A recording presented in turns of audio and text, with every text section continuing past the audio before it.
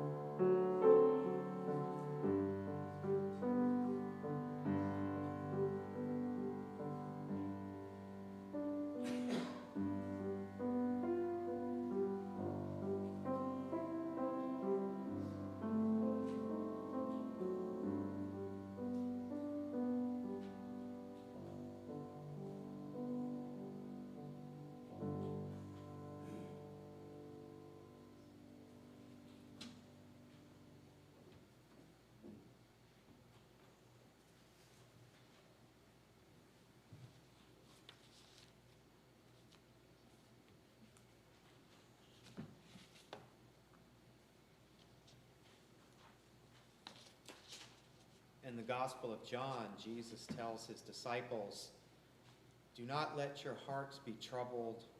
You believe in God, believe also in me. For my Father's house has many rooms.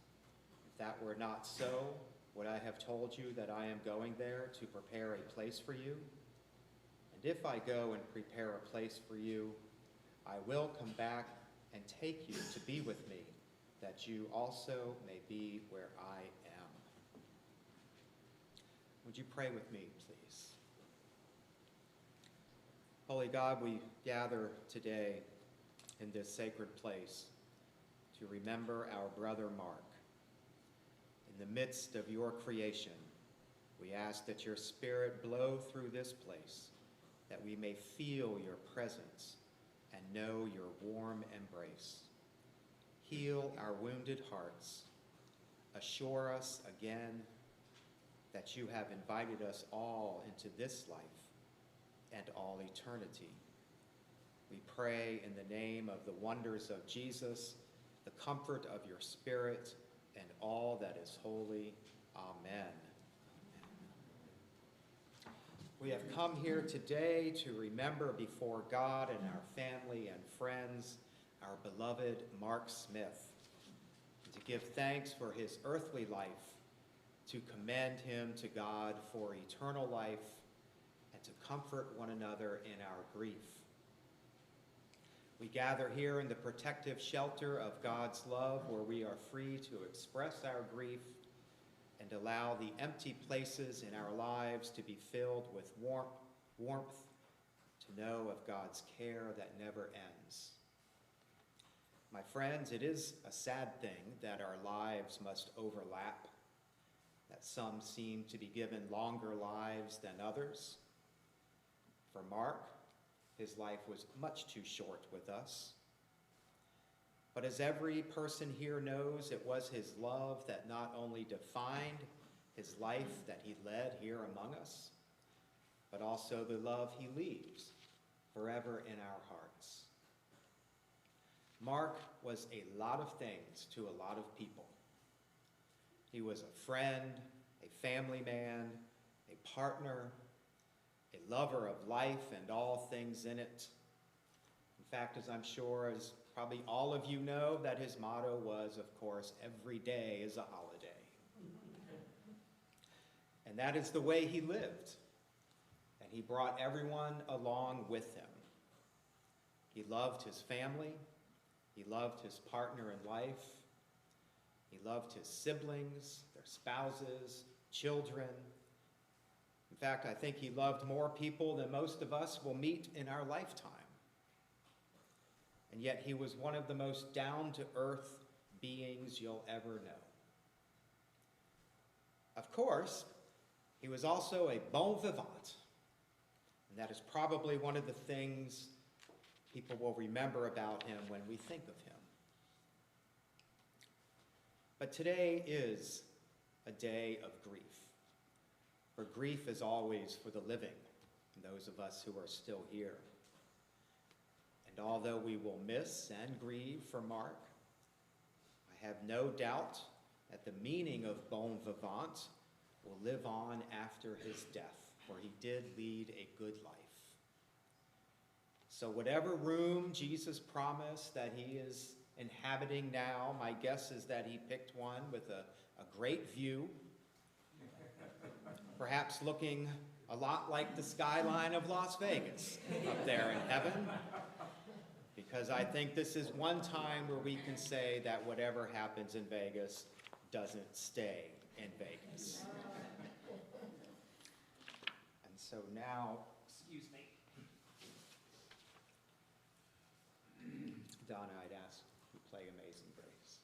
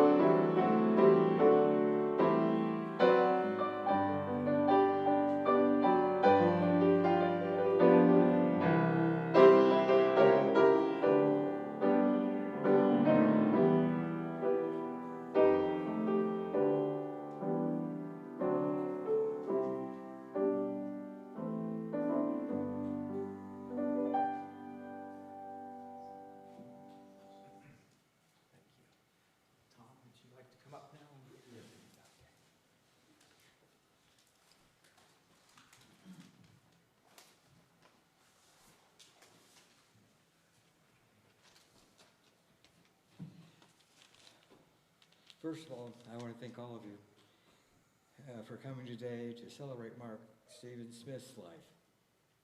He was an extraordinary person whom I was fortunately enough to share 42 and a half years of my life with. He was the kind of person who never met a stranger. He could be sitting waiting in an airport, get into a conversation with the person sitting next to him, and they felt like they'd known him for years after 5 minutes.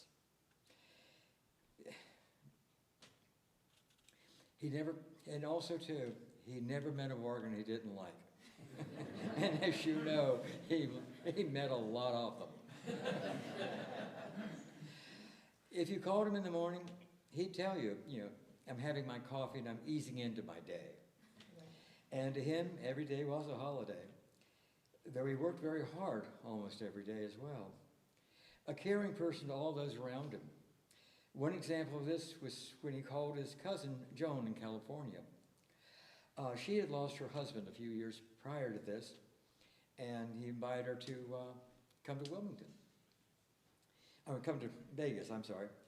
And her first response was that she really didn't feel comfortable because of all the memories that she and her husband had shared in Vegas. And so Mark said, hold on to those memories. Keep them close. But remember, it's now time to create new ones. And which she did. And I spoke to her last week, and we both laughed about some of the things that happened that trip. So we all now have new memories. In the coming days, it's not going to be every day's holiday for me, but what this has taught me is every day is truly a gift, and that love of friends and family is the greatest treasure that anyone, and the greatest treasure than anything upon this earth. Thank you. Susan, would you like to step up?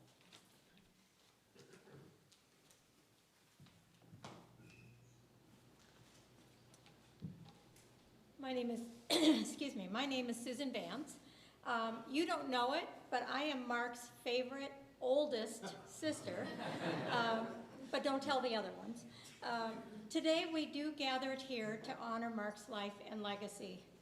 Mark was a remarkable individual whose journey touched the lives of many and left an indelible mark here on the Historic District. First, let me tell you about the Mark that I knew. Our parents had 6 children in pairs, me and Mark, then a few years later, Brian and Peggy, and then a few years after that, Lisa and Jeff. I was the oldest, and Mark was born 21 months later, both of us in Canada, our mother's home country, while our father was in the U.S. Army. Mark and I had a 72-year relationship, the longest in my life, longer than with any of my siblings, my husband, or even my parents. We experienced so much together, especially during the early years. As children, we were really poor. Our parents worked hard and did the best they could, but it was tough. Things did get better when we moved to Massachusetts, but that was several years later. Because of my mother's influence, we were raised Catholic. By the 6th baby, it was all pretty routine. The Catholic Church was just down the street, and in those days, baptisms were held every Saturday morning.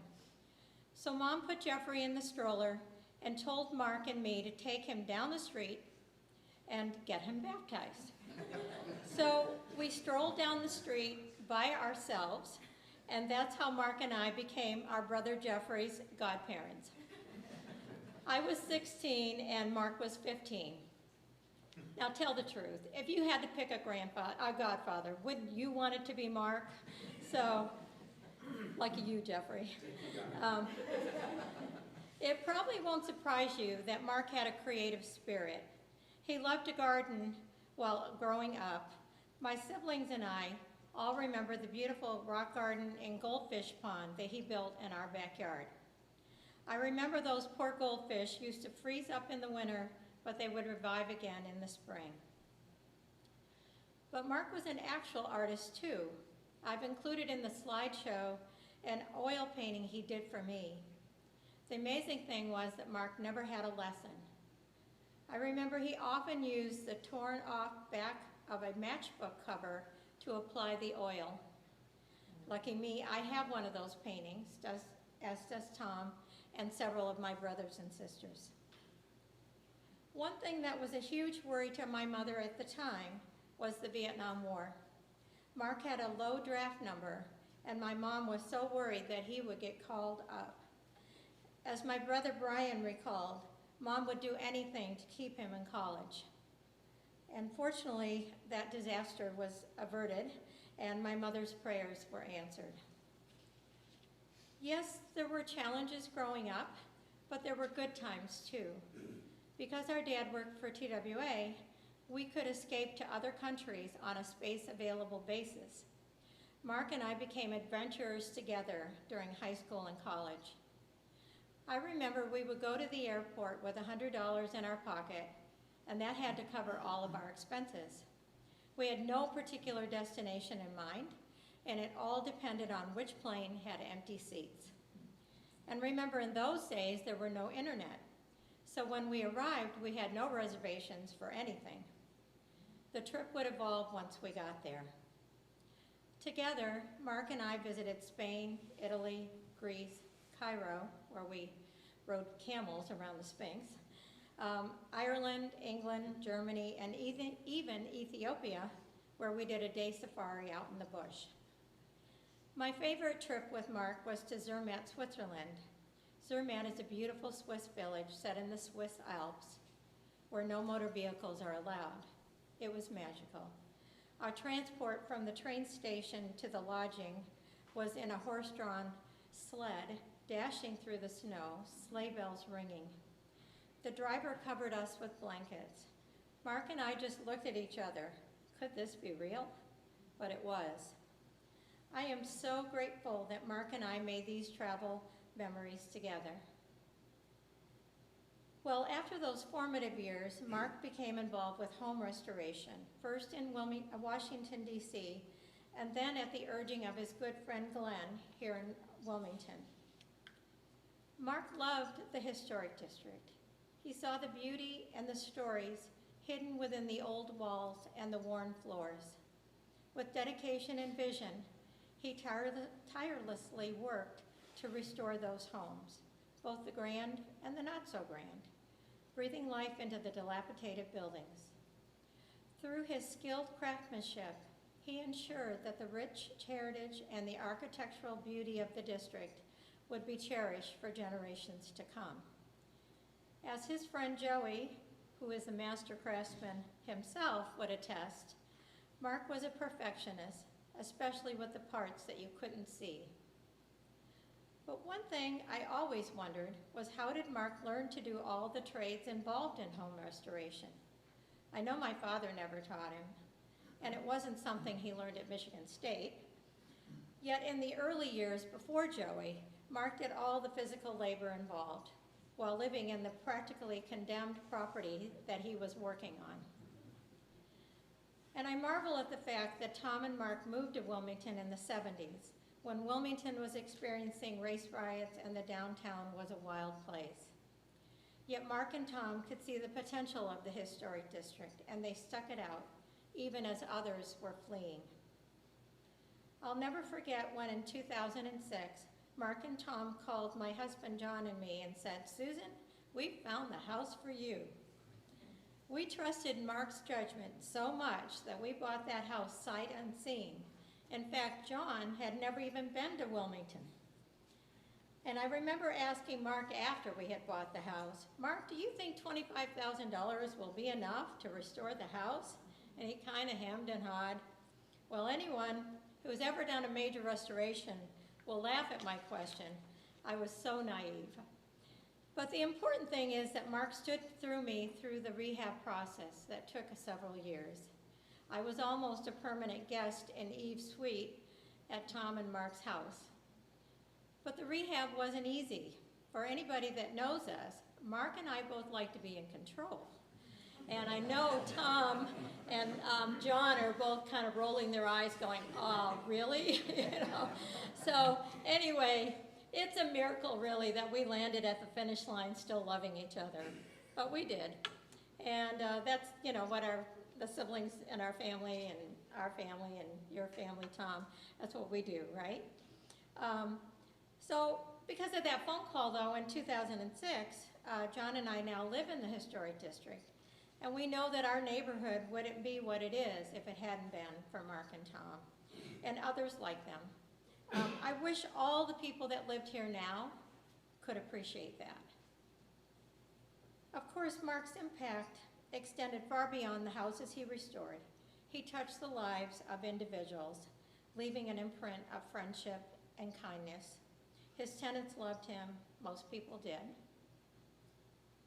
And Mark, though, also understood the importance of embracing one's true self and the power of love in overcoming adversity. He and Tom defied societal norms and stereotypes that were substantial and inspired others with their unwavering commitment to each other. Their homes really were more than physical spaces. They were places of love, laughter, and shared experiences. They always encouraged everyone to visit. During our adult lives, we often had 6 kid gatherings, and Jeff started it off with a trip to Napa Valley, where we visited various wineries. We had another one here in Wilmington that involved canoeing with alligators and, believe it or not, curling at the local ice rink. Eventually, the spouses called foul and said, hey, what about us? So we were really having way too much fun, and they wanted in. So after that, Tom and John and Kathy and Jean and Doug and Emmy were always invited. When I tell my friends about our 6 kid trips, they'd marvel at our closeness and say, wow, that's such a great idea. We knew it was special, and we deeply appreciated our time together, especially now. Living in Wilmington, I had the privilege of seeing Mark and Tom often. John and I would stop by the shop and say hi to Tom on our walks downtown. Mark would call me and tell me that asparagus was $1.99 at Harris Teeter, and I want him to pick some up for me. Sometimes we'd go and see the Christmas lights at Airlie Garden, or to the Thalian for a John Prine concert. But mostly we planned lots of meals together. Mark would always offer up something from his freezer, like his great spaghetti sauce or his shrimp marsala. We'd split up who would bring what over the course of the day for the meal. Over time, Easter and Thanksgiving dinners especially became a tradition at our house. The last thing that Mark bought me was a bag of jelly beans that, of course, he found on sale after Easter. I had gotten into the habit of decorating with jelly beans spread around the tablecloth. It was festive and easy, and we all liked it. But after a few years, and after several jelly beans being eaten directly off the table, the leftovers had passed the prime. So Mark bought me some more. I will cherish those jelly beans always, such a little thing that evokes so many happy memories for me. So today, as we bid farewell to Mark, let us find solace in the knowledge that his spirit will be forever woven in the family and friends that loved him, and the memories we all share, and the knowledge that despite challenges along the way, Mark lived a very successful and full life. And I'm not talking professionally, but personally, because Mark, you were loved. So my advice, go out and find a bargain, call your siblings, preferably every day, and tell a story about the latest bargain restaurant in Las Vegas or the best deal at the grocery store. Analyze a real estate market just for fun and pass on tips to your family and friends. The last tip that I know about was a call that Mark and Tom made to my daughter Kristen, who is moving to Dallas. And Mark and Tom had called and said, oh, we found you the perfect house, and proceeded to send pictures of this beautiful home. And Kristen was so impressed, she was so excited. And then come to find out, the house cost $60 million. So a little out of the price range, but they had a lot of fun with that. So, you know, in addition to finding bargains and analyzing the real estate market, the other thing, take a trip, even during COVID, especially during COVID, and for goodness sakes, have a beverage of your choice every night. Make it 2, because that's what Mark would have wanted. After all, every day is a holiday. I love you, Mark, we all do, and you will be greatly missed.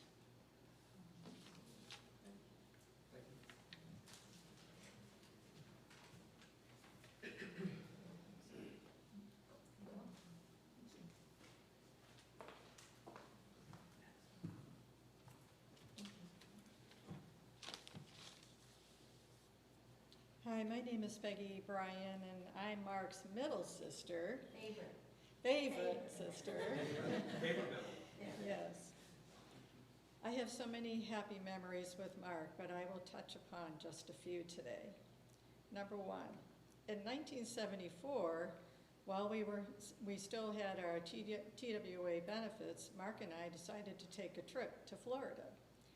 Before we left, our dad asked us if we had enough money, and Mark said yes. Back in those days, you could literally fill out your own ticket. We both wanted to go someplace warm. When we got to the airport, the only place with standby seats available was Florida. When we got on the plane, Mark announced to me, "We only have 50 bucks." I'm like, 50 bucks? When we landed, we hitchhiked. You know, everybody hitchhiked back then. We hitchhiked to the beach. We slept on the beach the whole time, and he let me eat 1 meal a day. One night, we were walking on the sidewalk and ran into our Canadian cousin, Claudette, which was such a surprise, and visited with her. Eventually, we hiked back to the airport and headed home. To remember our trip, Mark let me go to one of those real tacky souvenir shops and buy a paperweight that said the word Florida on it, and it was like $1. In 2000, the year my son Joshua passed away, Mark and Tom were so kind to invite us to their house for Christmas. Mark picked us up from the airport in their van, and one of us had to sit in a lawn chair in the back of the van because there's only 2 seats. So some of us, we had to choose, right? And he said he didn't have time to decorate. I said, "That's okay, I will come help you." When we arrived at the house, it was at night, and the house was beautifully lit and decorated, and it looked like something out of a magazine. On Christmas Eve, we decided to go to the church across the street. So we started walking across the street, and Mark had a beverage in his hand. So we got to the church, and he's like, "Oh, I'll just set it down here on the steps and pick it up on the way out." And so that's what he did. During the service at one point, when the church was dark, and we were all holding candles, and it was in a circle, and a lady got up and sang, "O Holy Night." Mark and I were standing next to each other. I looked over at him, and he had tears in his eyes. It was definitely our moment. I can't listen to that song without thinking of him. And lastly, every year at Thanksgiving, Mark and I would have this competition about how cheap we could buy our turkeys per pound. He would call me up and ask how much I paid. Needless to say, he almost always won. He was quite the bargain shopper. He would regularly call me every week to discuss our latest bargains at the grocery store and travel deals. Thank you.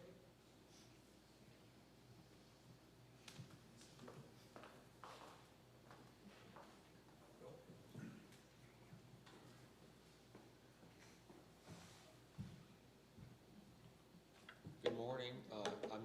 figured it out by now. I'm Jeff, the youngest brother. The height gives it away. Surprise, surprise. I just want to add a couple things to the story. So when Sue talked about going to Zermatt, didn't you run into our other cousin, Joni there, right, as well? Yeah, So that was another story when they were in Europe, and just coincidentally, they ran into Claudette's sister. So everywhere he went, they would run into cousins all over the world. So I don't know. And then on the topic of his beverage, so when Lisa and Doug got married, so Mark had made a double Manhattan. I'll never forget it, right? And he had it in his drink, and he was like, he had just made it, and then it's time to get to the church. And then, so what did Mark do? He put it in a coffee cup. And then he brought that coffee cup into the church, and I was just, mortified, but I was impressed that he was going to do what he was going to do, right? So anyway, a couple things to add to the story, but I just want to talk from a different perspective. Mark was so loving, and but I want to tell you about how he loved me.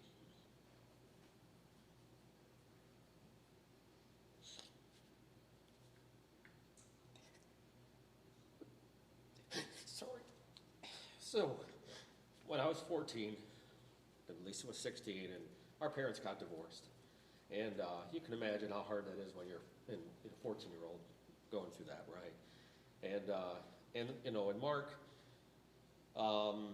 in his loving way, he was going to do it Mark way, right, in terms of love. And so this is before he had met Tom. This would have been the summer, July of 1978. I'll never forget, I was 14.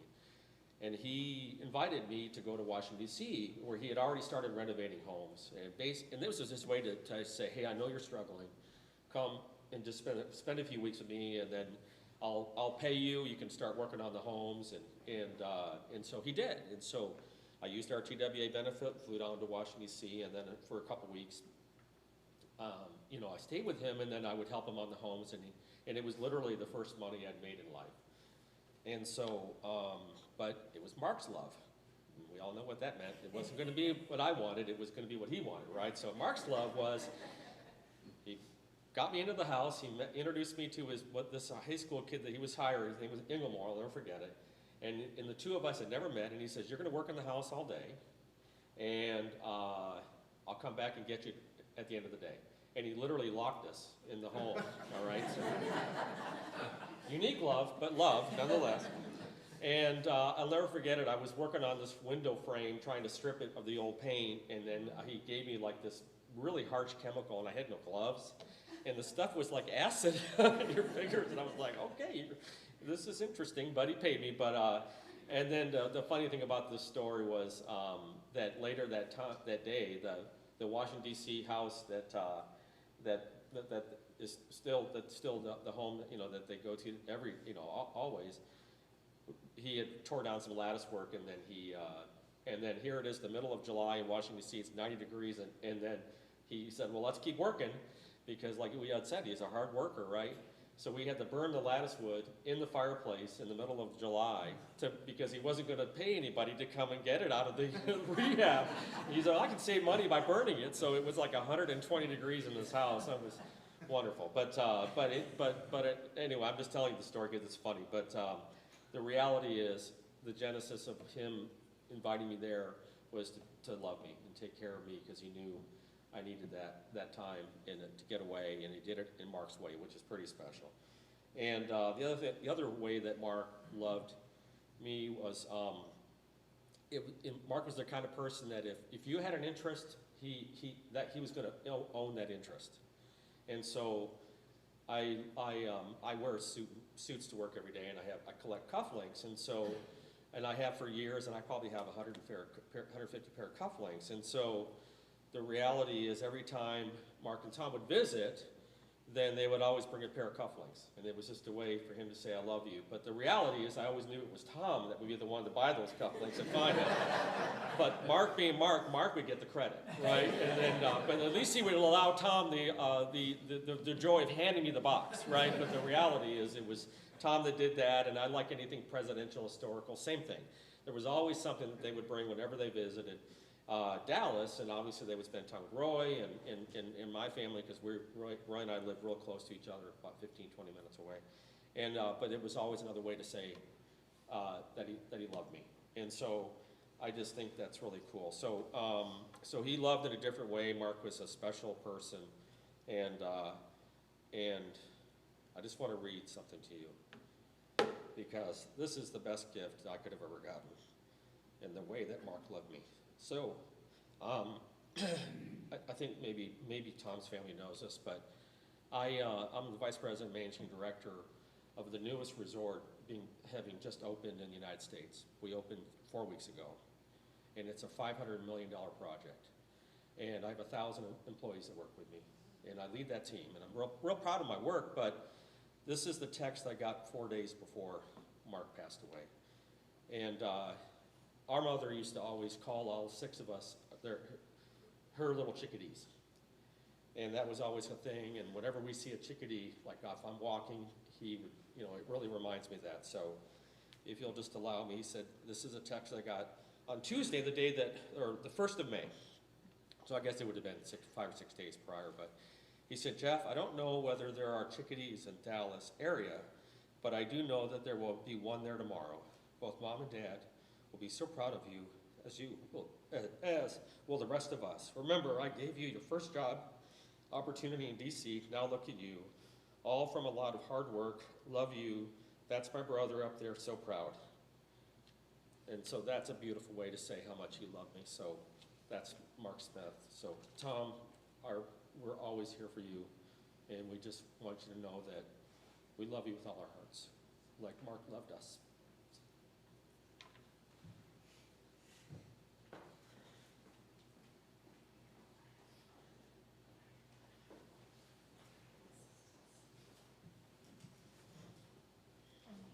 Hi, I'm Lucas Smith. I'm one of his several nieces, and although my Uncle Mark passed away recently, we will always carry grief and joy when we think about him. And right now, as we're celebrating him, people will often use adjectives such as amazing or smart. If you tried to use adjectives to describe him, I think you'd have to use the entire dictionary. He was of many things, flamboyant, authentic, and inspiring. And although I sadly wasn't able to get to know him as much as the rest of you, he still made such a mark on my life.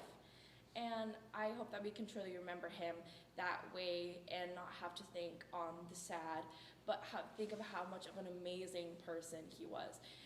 For me, not only just being my uncle, he was also the person that inspired me to come out with my own family and definitely helped me along the way. And so I just hope that we can all eventually have closure from this and just look on the bright side that he is in a lovely place and that we will all be able to reunite with him someday. And that this does not have to be sad, but joyous. We're all here together, and although it's a sad time of being brought together again, it's a good day, and it will be good days going forward. It will be hard, but there will be good. We just have to wait for it.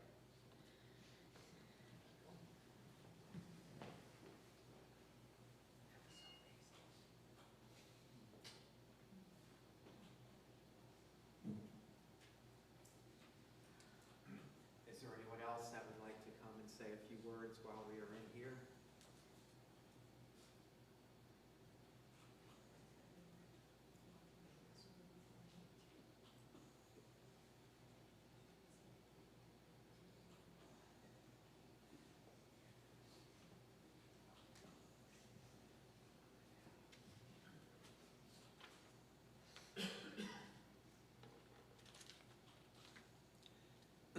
Well, at this time is something called a commendation, where we commend Mark's spirit once and for all to leave this earth, to go into that heavenly realm with God, and yet always be with us at the same time, which is the great mystery of what happens with us after death, that he is here, and yet he is also there with the cosmos, all that is holy, and all that represents God. And so before we part here to go over to have a meal together, I want to bless each and every one of you, and I ask God that he continue to look upon your face with gladness and joy. And now if you would get your hymnal out, the blue hymnal. It is number 590, the song. Everyone can find one there.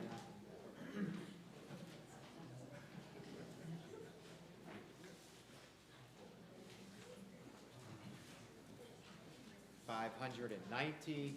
If you don't know this song, I'm sure you can pick it up pretty quickly. And this is to end on that joyous note, as we just heard Mark would want us to do. And after this, please come next door.